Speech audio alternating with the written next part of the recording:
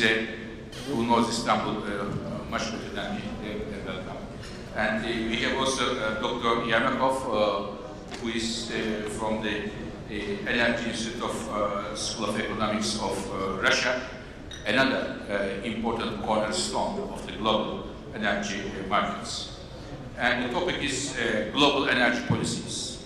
My colleagues put the topic that we can discuss anything we want under this topic. So I would like to do this in the following manner. We have 1 hour 15 minutes. I would like to ask one question each to our distinguished guests here. And after the first round, I will go back to the floor and get some questions from you and make a second round afterwards with the colleagues here. So, if I may, Mr. Ambassador, this is great. Mr. Ambassador is the EU ambassador and he is from Austria, a country which I know very well and I studied several years and enjoy the Viennese culture, the Austrian colleagues. Thank you very much, Mr. Ambassador, for attending this meeting.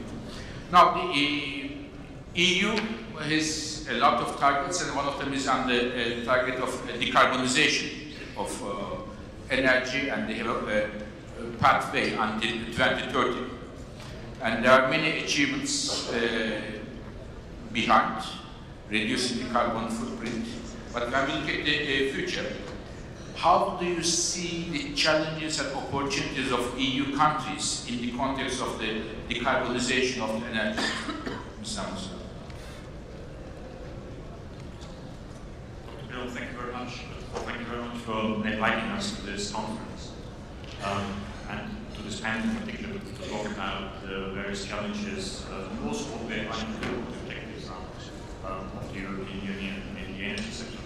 Perhaps let me start with that to briefly explain what the energy policies are and what the objectives are that we want to achieve. First of all, is to secure energy supplies for the European Union, a reliable provision of energy wherever needed and whenever needed. I think this is, I guess we share this with many others, but this is a very high objective.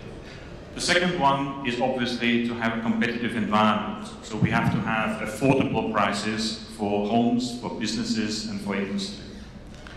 And I think it came out in the speeches this morning, we also have to have a consumption that is sustainable. So a very strong focus on low greenhouse gas emission, a very strong focus on renewable energy, reducing fossil fuel, and so on. We have all heard this morning. I think here the European Union and Turkey share many objectives. Now, what do we do to tackle those challenges? First of all, we have to tackle the dependence on imports, energy imports. Half the energy imports of the European Union make about 350 billion euros per year. That has to be addressed. Secondly, we see a rising global demand. We see a scarcity of fuel. Again, something the European Union needs to address. And, as already mentioned, global warming and pollution are issues that are very high on the list of objectives for the European Union. Part of that is, of course, addressing the low energy efficiency development in some of the regions of the European Union. What is helping, and I think again Turkey is playing an important role here, is regional integration. It will strengthen supply security, it will improve the transfer of technology and know-how, and all of that is creating opportunities for business, opportunity for those who are dealing with energy in the region. Now, what has been achieved so far, and I think this is the final point I would like to make in responding to your question. First of all, between 1990 and 2015, the greenhouse gas emissions have gone down by 22%, and we are on track in reaching the targets in 2020. Secondly, by 2015, the renewable energy component was up to 16.4% from 8.5% in 2005, and the aim is to reach a figure of 27% in 2030. We think that in this year, in 2017, 25 of the European member states will meet targets as prescribed. Final point is the energy efficiency improving. We have to improve the efficiency. At the moment, the primary energy consumption is about 1.6% above the 2020 target, but we think by 2020 we will meet the ultimate target.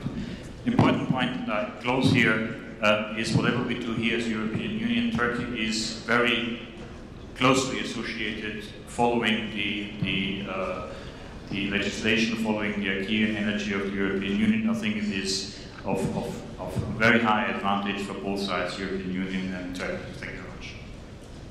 Thank you very much, Mr. Ambassador. Of course, EU has been one of the leaders of the push towards clean energy and reducing the carbon footprint.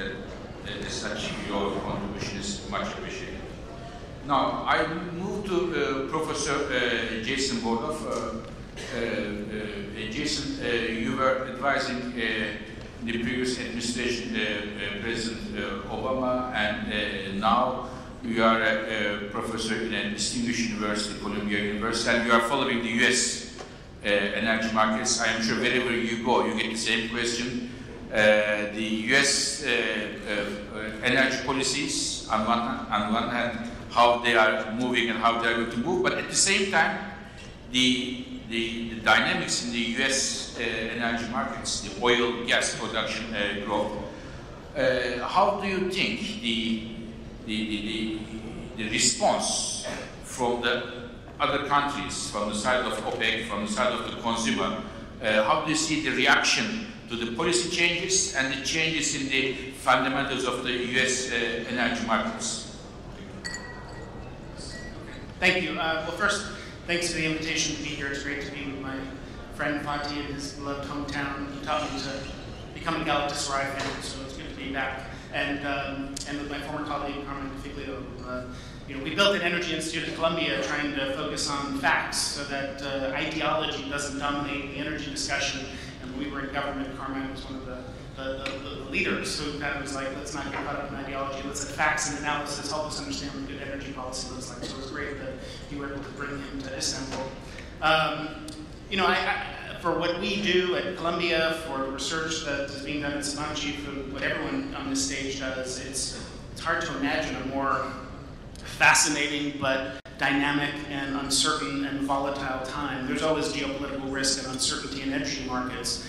Often we don't anticipate and know what we're going to have to respond to, but even the things that we know about now, the uncertainties we are aware of, nevertheless the ones we don't, are staggering, from economic populism and Brexit to a shift from discussions of peak oil supply to peak oil demand, what shale is doing to the global markets and challenging OPEC's ability, how gas is taking to the water and reshaping global gas markets, the dramatic pace of innovation, technology, digitalization, advanced machine learning. I mean, all of these things are going to upend everything we think is true about the energy market in the next 10 or 20 years in ways that we just can't really understand. And when we talk about geopolitical risk in the energy markets in different parts of the world, which is how we have energy conversations all the time, what's going to happen in Libya, what's happening in Qatar in the GCC conflict, how will Turkey respond to the Kurdish vote, all of these geopolitical risks. Now when you talk about geopolitical risk in energy, or geopolitical risk generally, the United States is near the top of that list. And so we need to think about uncertainty and lack of predictability in the United States as a new element of geopolitical uncertainty that I find really troubling and worrisome. I think when you look at what the Trump administration has said it will do on energy, actually what it said it will do on energy may matter less to global energy markets than what it's doing in lots of other policy areas. Trade policy, sanctions policy, tax policy. We're going to see the likely decertification of the Iran deal as just one example in the next few days. Those have significant potential impacts for global energy markets. Obviously, part of the, I just came from Paris where Columbia organized a workshop for the last 2 days, a pretty high-level group of people from policy, from private sector, talking about energy and geopolitics. And when you have that kind of energy security conversation, it's often about OPEC, especially in Europe, it's about gas supply in Russia. There was less of that this year, and it was much more about the US leadership vacuum, US retrenchment from the world stage on trade policy, on the Paris Agreement, what's happening with Iran is one example, and how other countries will respond. When you look at what's happening with energy policy, whether the Trump administration had withdrawn from Paris or not, because these were voluntary NDCs, individual targets, the Trump administration would have pursued an ambitious deregulatory agenda to roll back lots of domestic energy policies. I don't know that all of that deregulation will matter as much as some people say. So if you look at the announcement this week that the Clean Power Plan, the signature initiative from the Obama administration to roll back regulations for carbon emissions in coal in the power sector was going to be repealed, we're roughly on track because of cheaper than expected natural gas, lower renewable costs, flatter than expected electricity demand. We're going to come pretty close, if not meet the targets in the Clean Power Plan, whether we have it or not. And I can walk down the list of lots of other things. You can open the Alaskan Arctic to drilling, but no one's going there with $50 oil. You can lift a moratorium of leasing of coal on federal land, but not a lot of people are interested in leasing new coal given market conditions. Coal is in structural decline. That's not about regulation. There are some regulations that will matter, like rolling back fuel economy standards or this new proposal to subsidize, give guaranteed cost recovery to coal in the power mix. But then we have to remember that there are limits on what any administration or president can do, and we've already seen that this administration has had trouble staffing up and putting people in place, political appointees. They're moving very quickly without building always an adequate record. And so the courts have blocked several of their attempts already to roll back things like regulations on methane emissions. So there are limits to what you can do. You know, regulation is hard, and deregulation is also hard. It takes time.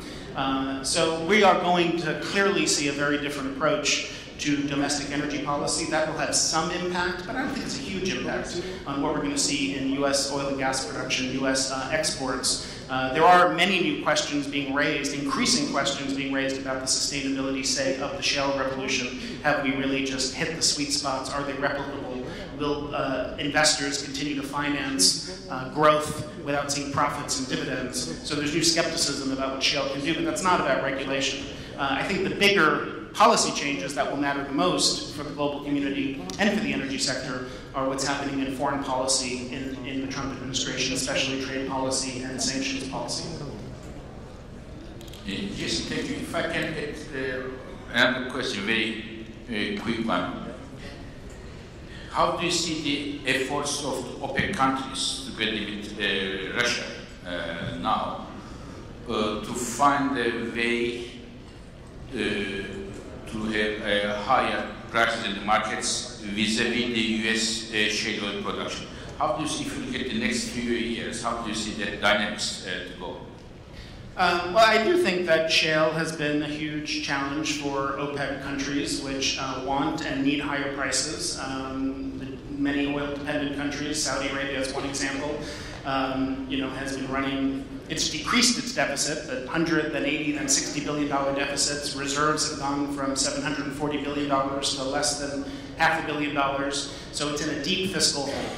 It's launched a very ambitious economic reform agenda that we hope succeeds, but that takes time. And that the more they put in place the austerity measures to remake their economic social contract, shrink the size of government, roll back energy subsidies, raise taxes on people, all of those things help close the fiscal hole, but they have a contractionary effect on the economy. And this is kind of catch-22 about to what extent you can reshape the economy and bring down the fiscal deficit in a world of lower oil prices and what that does to economic growth in the country. So low oil prices are really challenging for not just Saudi, but many countries. And the fact that the US was able to fall 1 million barrels a day, roughly in about a year, with an oil price collapse, and then rise about 1 million barrels a day, roughly a year later, that is a new kind of short cycle supply in the market we haven't seen before, and that is quite challenging. So I think the commitment to get the price up, which they need for many countries need, the Saudis need for the economic situation and also for the IPO valuation for Aramco, is real. The cooperation between Saudi and Russia is really unprecedented, and I think real, at least for a while. there's more firm commitment to it in Russia than I had anticipated there would be, and I think that will last at least through 2018. Russia has elections coming up, and it's important to get the oil price up for the state of the economy there. But I think the view is that, especially with some new questions being raised about can shale really sustain and be as big, or might it be, it's still a huge source of new supply, but maybe it's not quite as big as everyone thought. And we're seeing incredibly strong oil demand growth this year, somewhere around 1.5 million barrels a day, and probably that kind of rate of growth next year, according to the oil market reports that I'm reading from the IEA. So with strong oil demand growth, shale alone is not enough when you roll the clock forward just a couple of years, and we've seen this enormous cutback in capital investment over the last few years. So we need more supply. Shale is not an infinitely elastic source of swing supply that will set a price on the global cap on the global price of oil forever. And I think that's the thinking. You know, how do we make it through it? The rebalancing is happening. The OPEC policy is working. It just took longer than they thought to bring the inventories down, push the curve into backwardation. So give it a little time. And I think they have a view that they'll be able to gradually regain some control of the market. A big open question there is what happens to oil demand, and that's why this question of will the pace of innovation, kind of electric vehicle transition, all of that, is that going to happen faster than we think and be more disruptive than we think? That's a big uncertainty over the next decade. Thank you, Jason. Before going to Mr. Paskiewicz of Total, when I was introducing Jason, I forgot something. He was as I said, he was a special assistant to President Obama. He's a professor now in the Columbia University. These are too important. But one thing I forgot is that he's a very, very strong supporter of Galatasaray. And his son, even he watches I remember that he chaired one of the sessions in Columbia University with me, the Galatasaray T-shirt. I don't know how he became like that, but he's a very strong supporter of Galatasaray. With this, I move to Total, Mr. Paskiewicz. We all know that Total is a major oil and gas giant, but at the same time, looking at the alternative energies and the role of climate change allowed as a responsible producer, how does the Total take climate change into consideration in the energy strategies, your portfolio? Well, thank you very much for giving me the opportunity to represent Total at this very high-level conference. The issue of integrating climate change into the strategy is of paramount importance for a company like Total, willing really to be the responsible energy major. So it's really at the highest level of importance of the company. The challenge we have, of course, is to provide as much energy to our clients, to as many people as possible, while at the same time reducing the impact it has on climate. So clearly, the objective is to supply affordable, viable, and clean energy to as many people as possible while reducing the impact. How do we do that? I think there are four main levers that exist at Total that we consider as being very important. The first one is really on how do we get organized, and I think it's of paramount importance to put strategy and climate at the same level, meaning you have to include the climate issue into the strategy, and that's the way since September 16 we are organized internally, with, of course, this subject being handled at the COMEX level and at the board level. So organization is very key. The second aspect is to act and to make decisions that do take into account the climate aspect in the decisions that are being made by the company. For instance, we decided to exit the coal business. That was a difficult decision we did because it was a profitable business. We decided to increase the share of gas in our portfolio, to increase renewables and invest in this area. So there are acts that are being taken by the company. That's number two. Number three, in my view, is that you need also to advocate. You do things by yourself, but you also need actually to work in cooperation with others. That's what we do through organizations like IICEC, for instance, where we can advocate the role of gas, we can advocate the development of CCUS, these kind of things, which is extremely important. And finally, I should say, we have to report as well and be transparent.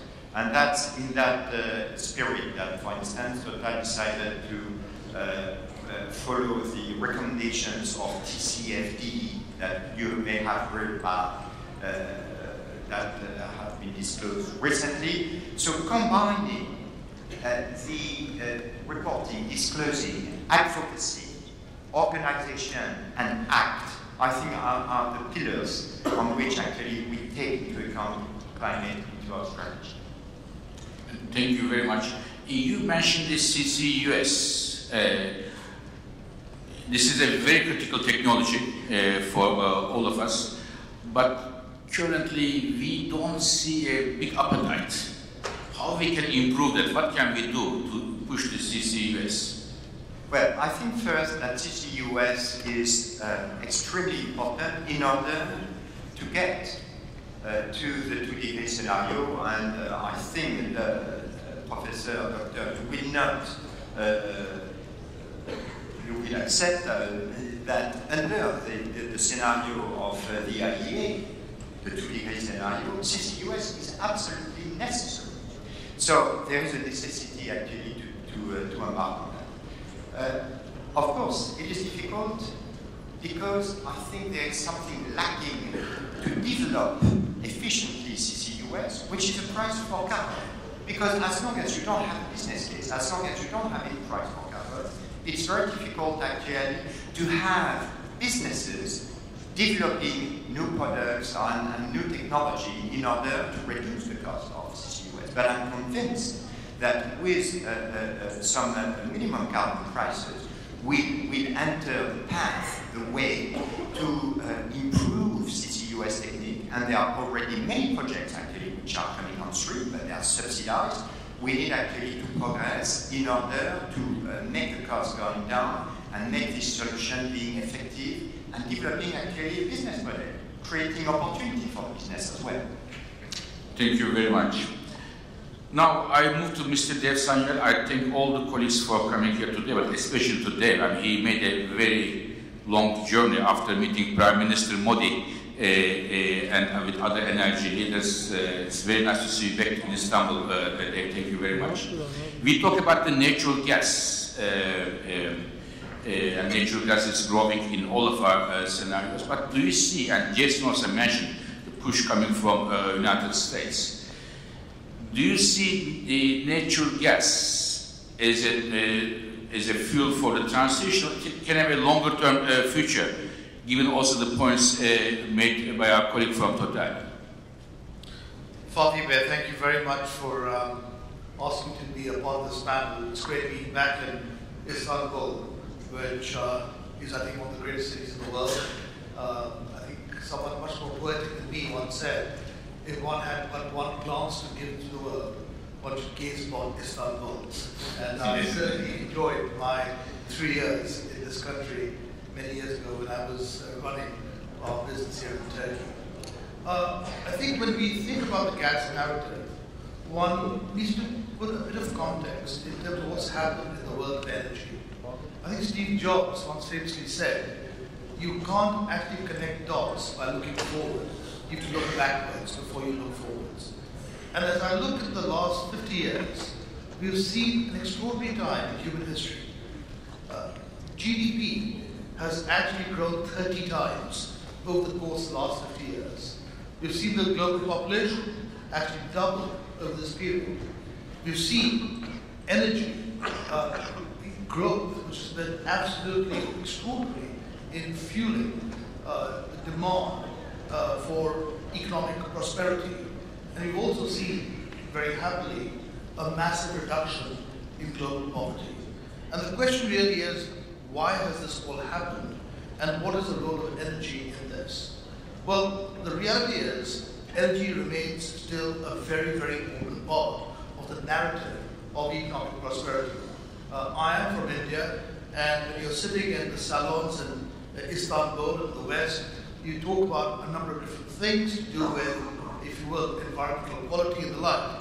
That is actually very important in emerging markets as well, as Fatih mentioned in his opening comments. But there is the other challenge as well, of actually giving people access to energy. The fact of the matter is, there are a billion people in this world who don't have access to energy. So as we look forward, as the world becomes more prosperous, energy is going to be a very important part of the narrative. I think the real question is, therefore, what kind of energy in the context of, if you will, meeting the challenges of not just security and affordability, but also, very importantly, sustainability.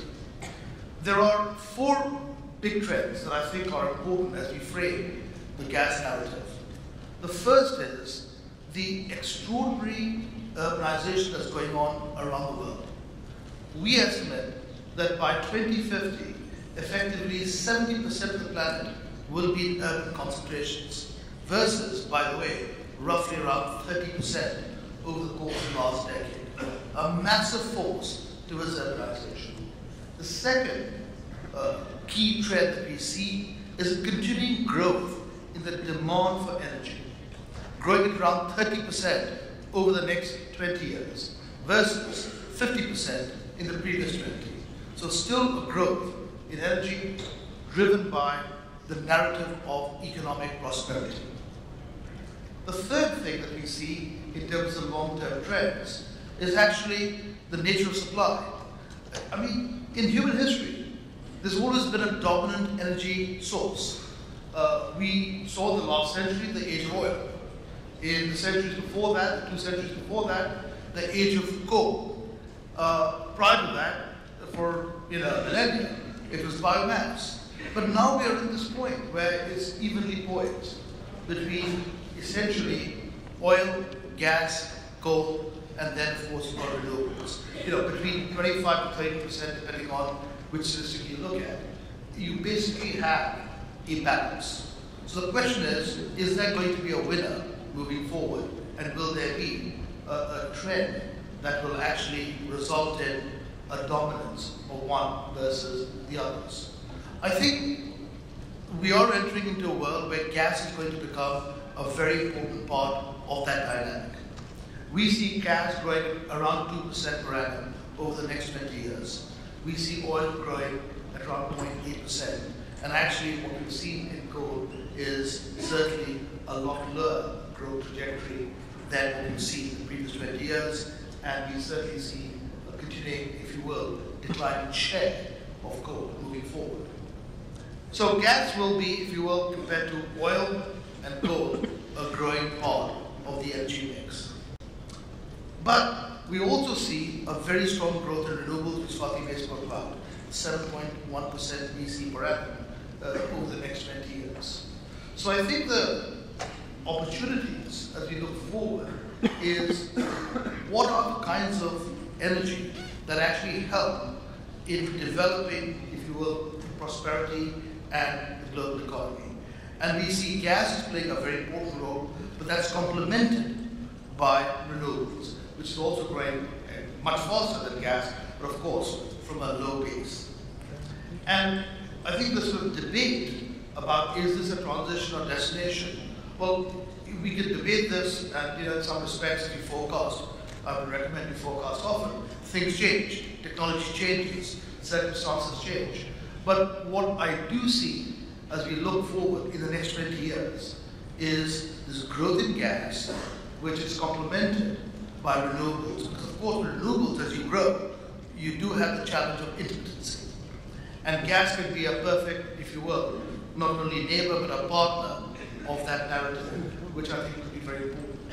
As you think about these long-term trends of urbanization, as you think about the trends of economic prosperity, if you think about the trends of the demand for energy, you also have to think about the fourth and final, if you will, key trend, which is technology.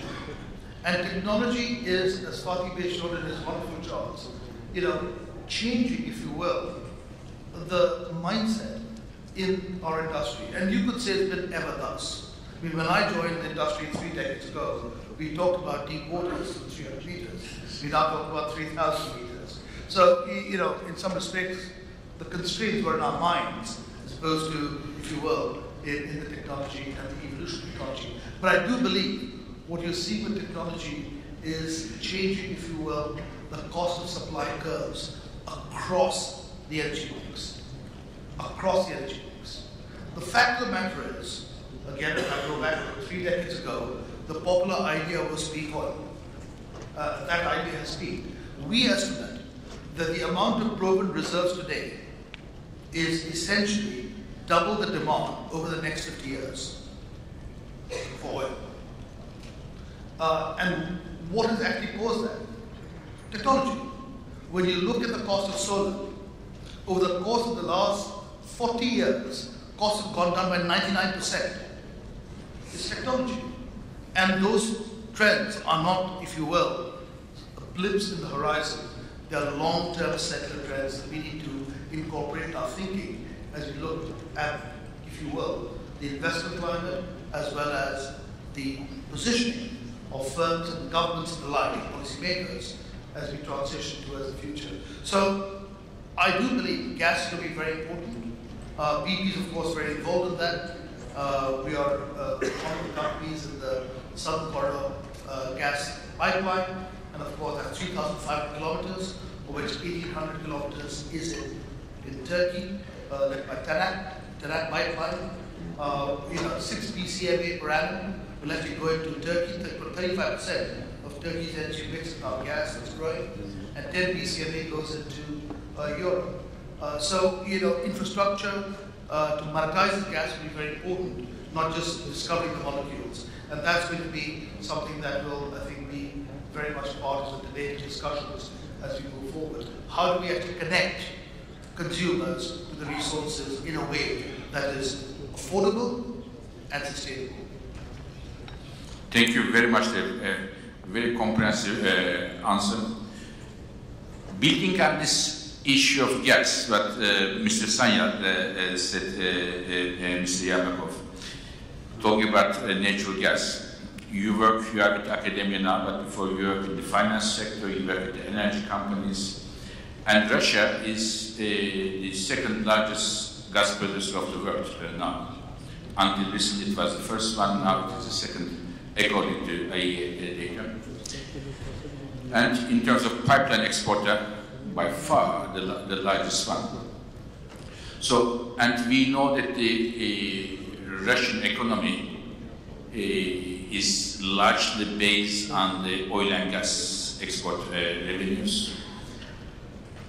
In terms of gas, the emergence of United States is a major gas exporter. We have colleagues from Australia here, from the Australian embassy. Australia is coming also very soon as the largest LNG exporter, How do you see the Russian position? Here a lot of gas is coming. Plus, in Europe, which is the main client of Russia, as Mr. Ambassador mentioned, there is a push for renewables, which may be also squeezing the demand for gas. How do you see this situation from a Russian perspective? Thank you.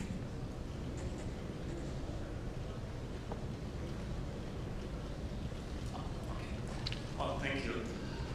It's a privilege to be this distinguished panel, and it's a pleasure to be back to Istanbul, one of my favorite cities. The hotel where we are staying here at Conrad has great views, and the view from my room is of the bridge that connects the Asian part and the European part of the city. And I think it's a very strong image, because Turkey itself is a bridge, a gateway and a bridge between Asia and Europe, and in terms of overall trade, but very much so in terms of energy trade. I believe when I looked from my window last night, I saw a lot of traffic on this bridge.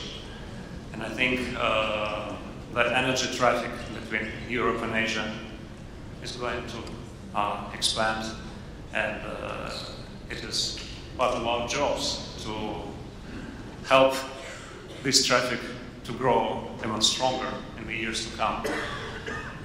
Coming back to your question, indeed, Russia is big in terms of its gas reserves, production, and exports. And gas revenues are a significant part of Russia's federal budget. Not so much as oil and refined products revenues, but still a major part. Recently, Russia sort of reduced its dependence on hydrocarbons, primarily as a result of falling oil and gas prices. So we are less dependent on oil and gas these days, but we of course know that it's simply the result of the crisis Russia has to deal with, as many other oil and gas producers, dealing with this low oil and gas price environment. To be sure, Russia has to deal with three crises at once, not just with low oil and gas prices, but also with limits of its own economic model, because it's really reached the limits of growth and needs to find new ways of expanding consumer demand. But also Russia has to deal with international sanctions, and while the US is having its love affair with sanctions and finding a new country to sanction almost every day, Russia has to cope with that and to find ways to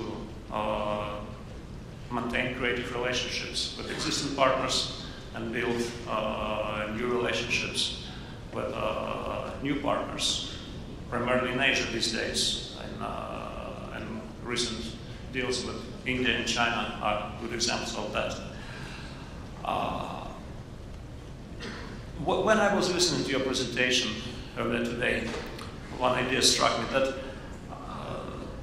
I think in general, not just speaking about natural gas, but in general with energy, we are facing this problem of the missing money. The missing money problem is, of course, is very familiar to everyone who deals with power sector issues. The crux of it is that the competitive market forces lead to a situation when pricing in the market allows suppliers to cover their variable costs but not their total costs. And sort of this creates this whole missing money phenomenon. To me, it seems that this missing money virus has spread from the power sector to oil sector and gas sector as well. We are seeing a situation with US shale oil, tight oil production basically growing in terms of volume, but still producing negative cash flow for 5 years in a row. And recently I heard a figure that really struck me as unbelievable. Again, I'm citing Restart Energy presentation, and I may be a little bit wrong on the exact number, but they said that the cumulative negative cash flow from investments into US tight oil production by now amounts to over $300 billion. So this is a striking number. And of course, if prices recover, some of these investments probably will produce return. But if prices remain low, then we are facing a really difficult situation with basically recoupment of all this investment. Australian LNG projects, their variable costs are relatively low. These are integrated projects, but their total costs are tremendously high. And many of these projects will never be able to recover their costs in a low oil and gas price environment. So this missing money problem needs to find its solution, because it creates strong risks for the next generation of investments. Who is going to invest in very capital-intensive projects if the pricing environment doesn't send signals? And oil and gas, unlike power, is business where we have to deal with diminishing returns. Oil and gas companies have to deal with decline rates at their fields, and basically they have to work very hard simply to maintain current levels of production, not even mentioning growing it. So I think this is one of the most important problems that we are facing in the energy sector. And more concretely, Russia's position as a gas supplier of pipeline gas to Europe, and now increasingly more as potential growing LNG supplier to Asia, is to provide resources, and it is competitive in terms of its costs. And basically, the research we have done demonstrates that Russia can withstand any competition with probably any competing source of supply, both on the pipeline side and on the LNG side. But we don't want to be in the missing money category. We want to make profits. And I think everyone in the energy sector wants to make profits. We just need to find new ways to deal with that, to arrange that. Thank you. Before turning the floor for questions, I have one follow-up question to you, Mr. Yermakov. A very brief answer, if I may. Recently, there was a high-level visit from Saudi Arabia to Russia, and we know that the producing countries in OPEC and Russia work closer and closer. Do you think that this recent cooperation, close cooperation between Russia and the oil-producing countries can give a boost to oil prices, can also have implications for the U.S. shale oil, at least in the next few years? Well, I think in the past 3 years, all the attention was on U.S. light oil, which, with all due respect, is merely 4.5% of global oil supply. U.S. light oil is an important driver, but in times of surplus, of course, it creates all these additional pressures on the pricing.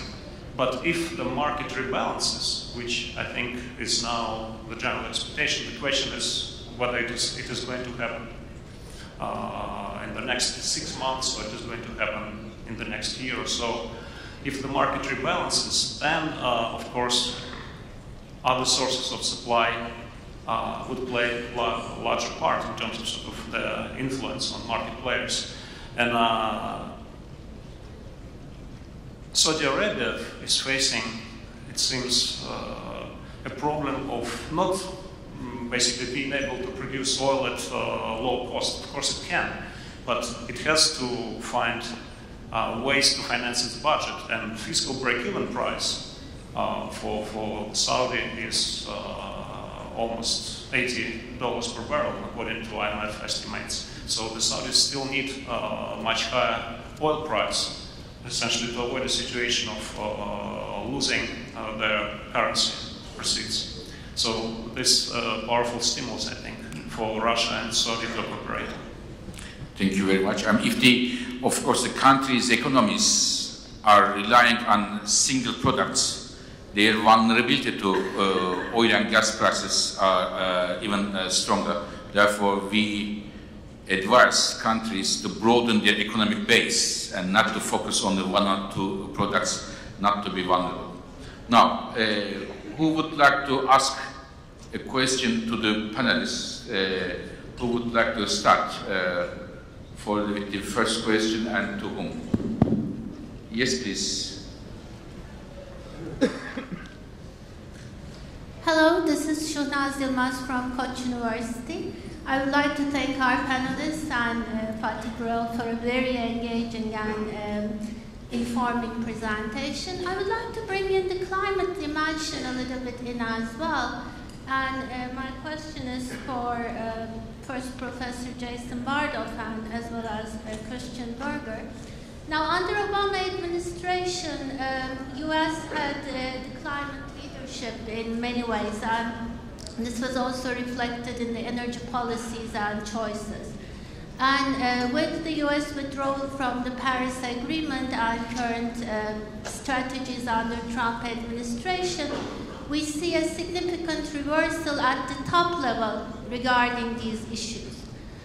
So my question is, what do you foresee the domestic and international implications of this? Earlier in the morning, for instance, Mr. Minister Albayrak voiced a concern about equitable burden sharing in terms of carbon emissions. So what do you foresee its implications in terms of global cooperation for developing countries, cooperation with Europe and China, and that's the second part of my question. And domestically, how do you see or assess the reaction from the private sector or the state level reaction? Because although this decision was made at the top level, there was also a lot of domestic concern as well. And how do you think these policies, to both of our presenters, will affect Europe, US, China cooperation, India cooperation as well, for global climate and energy policies? Thank you. So if I can summarize the question, one for Jason, one for Ambassador Berger. Jason, you were also, when you were in the White House, pushing the US to be active in the climate domain, and we had the Paris Agreement. Now there's a change in the administration, and there was an announcement that the US is going to withdraw from Paris. How do you expect in the US context this will change the emission trajectories, policies, and perhaps followed by an answer from Mr. Ambassador, if the US or any other country in that sake changes the policies in the climate change, what will be the European position in that context, Mr. Ambassador? Professor Bodov. Yeah, thanks for the question. I mean, look, obviously the Trump administration has a very different view of climate change than the Obama administration did. For the Obama administration, it was the legacy energy issue that people worked on. It was what the number one priority for the administration was progress that could be made without the ability, to, unfortunately, to act with Congress to move toward a lower carbon energy trajectory. And you can debate whether people believe or don't believe in climate change, but that's not important. It's clearly a much, much lower priority, if it is one at all, and economic growth, increasing domestic hydrocarbon production, those are the top priorities for this administration.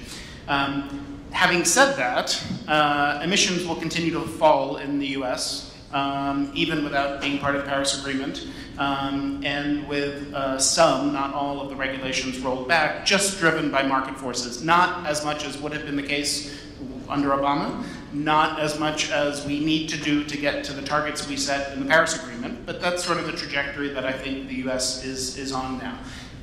These are voluntary, non-binding commitments. Even if the US had not withdrawn from the Paris Agreement, I think this administration would still be rolling back as many Obama-era environmental rules as it could. So I think these things get conflated, the withdrawal from Paris and domestic climate, and it's important to separate them. Whether we withdrew or not, we were going to be scaling back power policies like fuel economy standards, the Clean Power Plan, methane regulations, and other things. How far they can go, and because there are courts and legal obligations, is another question. I think that is even more of the reason why withdrawal from Paris was such a self-inflicted wound. It was like a historic own goal, to use a soccer terminology. There was no reason to do it because you could have remained in the framework and still rolled back your domestic policies if you thought they harmed the economy. By pulling out of the agreement, I think we've undermined US credibility. We went around the world building partnerships and diplomatic relations on issues like climate and trade, and then now people feel free to walk away from those. We're undermining US leadership around the world. We're weakening the role of US companies to play an energy technology leadership role in, whether you like it or not, new emerging technologies that are going to be huge areas of business growth opportunities moving forward. And most importantly, we are at a minimum delaying, if not weakening, because other countries will continue to move forward on climate change. But without the US as part of that, I think you weaken the ability to ratchet up ambition over time. That's what the Paris framework was. Paris did not come anywhere close to solving the climate problem. Paris set a new framework in place because climate is such a hard issue, because it doesn't, if your country takes action at some cost to reduce emissions but others don't, you don't solve the problem. So it's a classic free rider, tragedy of the commons problem. It only makes sense to impose some cost on yourself if everyone's holding hands and doing it together. And that's what Paris was. We're going to agree to take some steps forward, and then after a couple of years, we're going to check that we're all still in together, and then we'll ratchet up ambition and we'll keep moving forward to where we need to get to, which is a radical transformation of the global energy system. That process of ambition acceleration is what is undermined, perhaps most of all, by the US withdrawing from the Paris Agreement. It is true that states and cities and businesses, many have stepped forward and said, we are going to stay the course, and that does matter. But I think sometimes it's overstated, the extent to which people said it doesn't matter if Trump withdraws, businesses will still do this, states will still do this, California will do it, New York. The clean energy transition is inevitable. It's not inevitable. It takes strong policy at a national level. Last example, if you want carbon capture and storage, which all the models show we need negative emissions, that happens with a carbon price. That happens with policy. And I think we need stronger national policies, and that's going to be at a minimum slowed down. Thank you very much, Jason. Before we go to Mr. Ambassador, just to give you one data for our colleague from the Koç University and for 700 people here. 2016, the largest reductions in the global CO2 emissions came from United States, echoing what Mr. Dersanyal said, gas replacing coal. Okay, this was the biggest reduction. Renewables also helped, efficiency helped, but this was the biggest reduction happening in the year 2016, and this is the data. Mr. Ambassador, if US goes in that direction in terms of climate, what will be the position of the European Union? I think Jason has already explained the contents and the reason why we had the Paris Agreement, why this was reached in the first place. So this is mainly climate resilience, moving to a low carbon economy and avoid the dangers of climate change. Now, the European Union stands also for multilateralism and trying to solve these big issues globally. When you look at the European security strategy that was issued just last year, working with others, working globally on these big issues is highly important. So we will not give up doing this, and we'll try to bring in as many people as possible to make sure that this agreement will be implemented. But at the same time, I think we will continue, as I mentioned earlier on, we will do our own share in making sure that this is done. What I think we regret here is that, this is the second part of the question earlier on, that perhaps we will lose, if the US pulls out, we will lose a global transparency and accountability structure. I think exactly the point that was made on equitable burden sharing and other issues, I think with one big player moving out, not taking part in this framework, all of us will lose out. This is regrettable. Thank you very much, Mr. Ambassador. Other questions? Who would like to ask another question? Yes, please.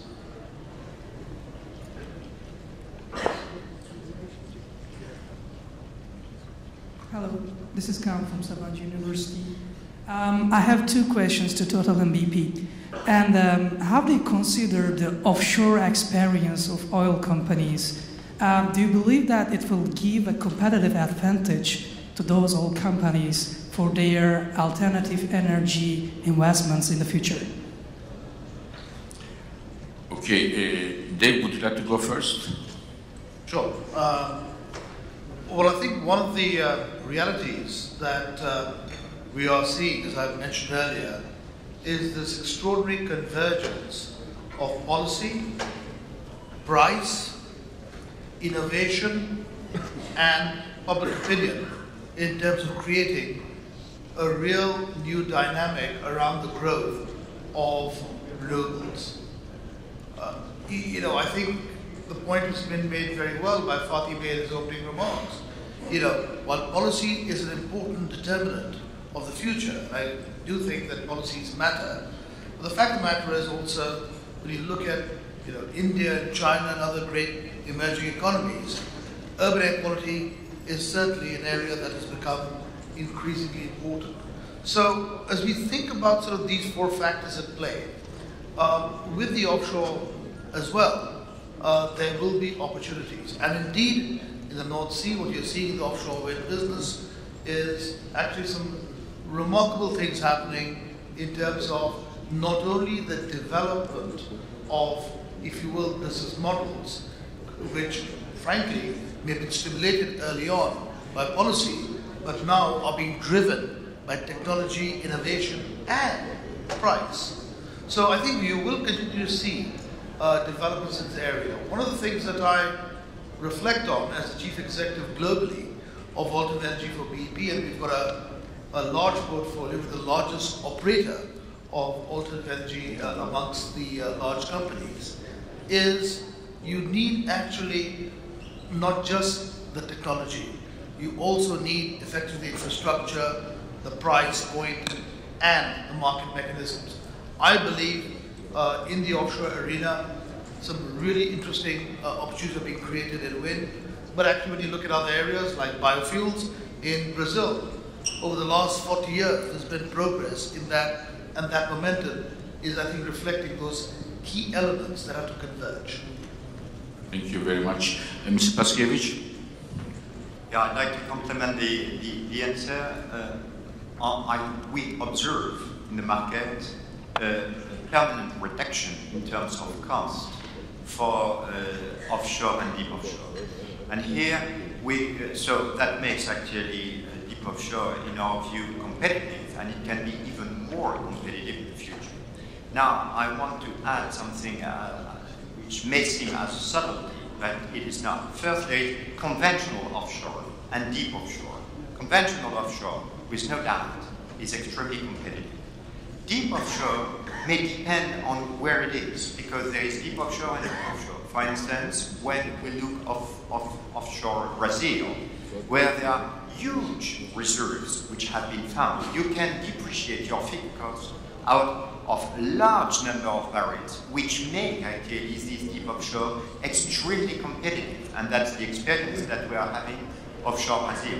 That may not be exactly the same case for some deep offshore in Gulf of Mexico, where you need to have a big size of reserves to justify that you would develop those reserves.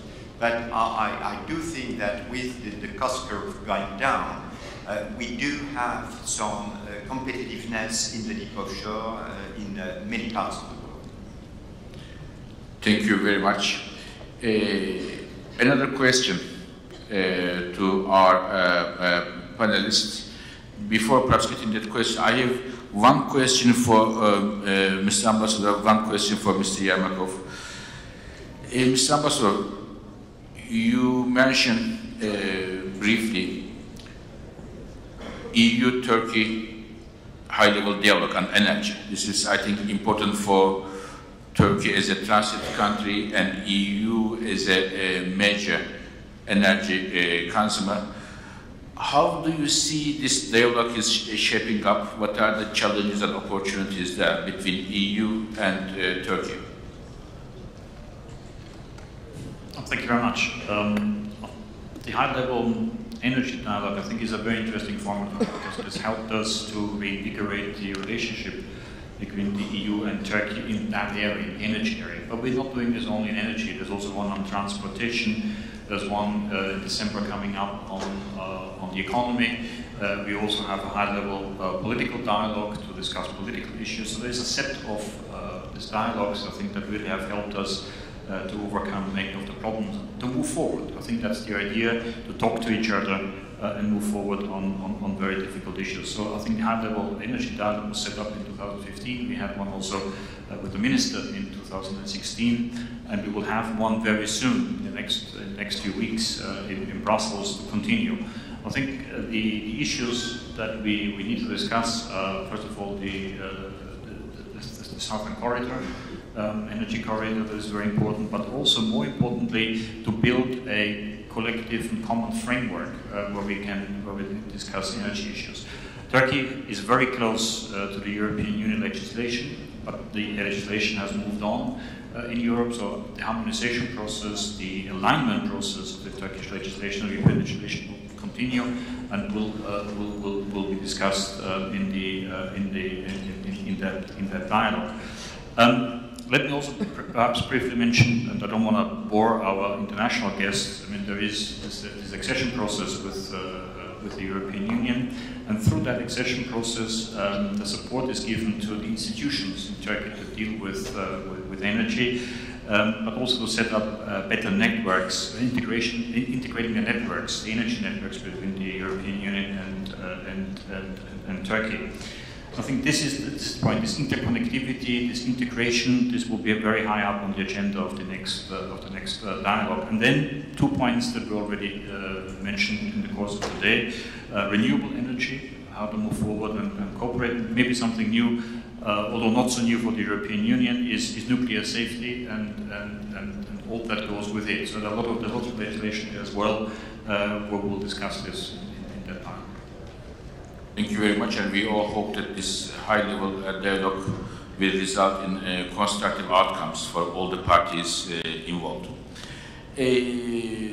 Perhaps my last question is to Mr. Yermakov. We talk about oil, gas, renewables, and there is one fuel source we didn't talk much is about nuclear power. And we know that Russia is one of the countries which is keen to push the nuclear agenda. How do you see the Russia's role and appetite of nuclear at home, and also as an exporter, including the project with Turkey? Well, nuclear is not exactly my key area of expertise, but I can make just a general comment. Well, historically, of course, Russia has developed all these capabilities, and they are very much connected with military capabilities. Russia is trying to keep this energy sector sustainable. One key piece of technology that is very competitive in the current environment by doing joint projects abroad, or basically invest in this technology abroad. So it's technology transfer, and Russia is keen to utilize some of the expertise it has gained over the years. And on the other hand, it's it's a little bit of a contradiction, because would we want to export? Would we want to export natural gas, or do we want to export nuclear? So there's some competition between your different export flows right there. But as I said, nuclear is not really my area. I'm more oil and gas guy. Okay. So if I can add something on nuclear power, since it is an important topic for discussion in Turkey. We see today about 60 nuclear power plants under construction in the world, and half of them are in China, about 30 of them. And we know that some countries want to push nuclear, such as China, India, Russia. Russia has 6 reactors under construction.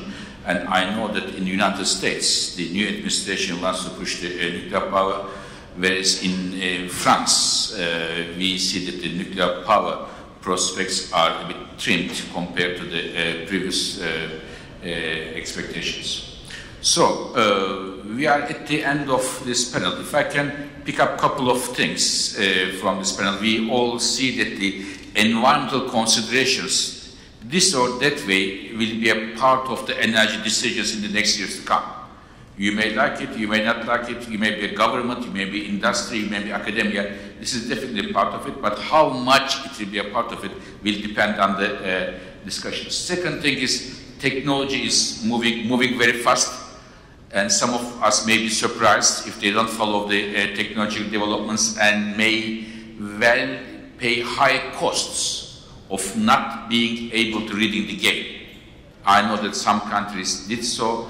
For example, not being able to see the shale revolution was costly for some of the producers. Third, we all, I think, agree that the gas will be an important fuel in the next years to come as an input for electricity generation, but also for industry and heating sector. And finally, we really hope that the energy plays a positive role in the global political architecture and brings the countries together. I don't comment as a moderator any of the statements made by the colleagues as a moderator here, but I have only one slight disagreement with Mr. Yermakov. Mr. Yermakov, you said when you look at from your hotel, you have a wonderful view of Bosphorus. You would like to see the traffic to grow and the tankers to grow. I am not very sure, I can tell you. I want to enjoy my tea looking at the Bosphorus, looking at the small boats rather than huge oil tankers. Thank you very much and bon appetit.